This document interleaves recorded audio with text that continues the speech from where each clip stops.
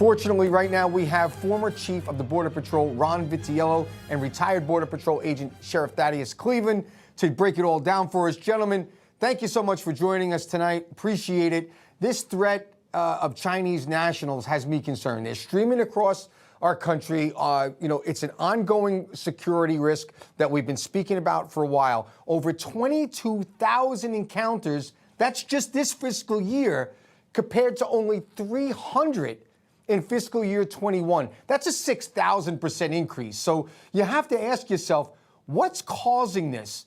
The reality is, to leave China is not an easy thing. The government must know they're leaving. So, Ron, I'll ask you first, how concerned should we be, and how concerned are you? As you said, as you did in the lead here, this is a risk for every single American across the country, not just at the border, not just in Mexico, but every single state and city in the United States.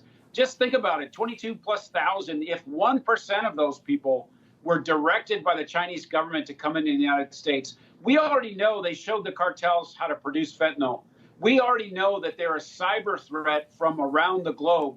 And now they're right here in our own backyards. And so this is putting us all at risk. And the sad part about this, Mike, is that no one in the government is doing anything. No national call for assistance, no tents on the border, no extreme measures to hold the people from China until we can figure out what's going on and figure out a way to send them back. No, nothing. They're treating them just like any other person that comes across the border illegally. It's shameful, and it's a dereliction of duty by this administration. Yeah, I would argue, Ron, they are doing something. They're opening the border. They're welcoming in. It's their policies that are bringing them here. So they're proactively causing the problem. But, Sheriff, the FBI Director, Christopher Wray, just a few days ago warned of this growing threat of I think his word, unprecedented attack that could be carried out, and this is the important part, right here within the United States. Take a listen. So we need funding to protect America from terrorism. I touched on this earlier, but there was already a heightened risk of violence in the United States before October 7th. Since then, we've seen a rogues gallery of foreign terrorist organizations call for attacks against Americans and our allies. And given those calls for action, our most immediate concern has been that individuals or small groups will draw some kind of twisted inspiration from the events in the Middle East to carry out attacks here at home. So the increased risk of attack is attributed to hundreds of FBI terror watch list individuals literally coming through the wide open border. How are we supposed to protect our country? Now, I'm a retired FBI agent. I don't know the answer to this. How do we protect our country when streams of people are easily able to cross the border and they're not being tracked? They could literally be in any neighborhood in America right now. Hi, Michael. Thanks for having me. And Chief Tello, always good to see you, sir.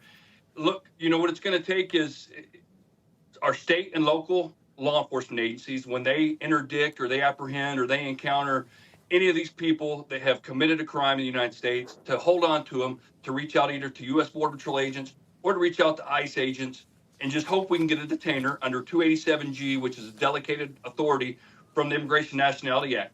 If we can do that, our state and local can definitely make a huge impact and work with the federal government to remove the people that are here and possibly could be the bad actors. But if I could just touch on those Chinese real quick. Look, I think the number's over 24,000. For the first 6 months of this fiscal year, we've already doubled what was apprehended last year.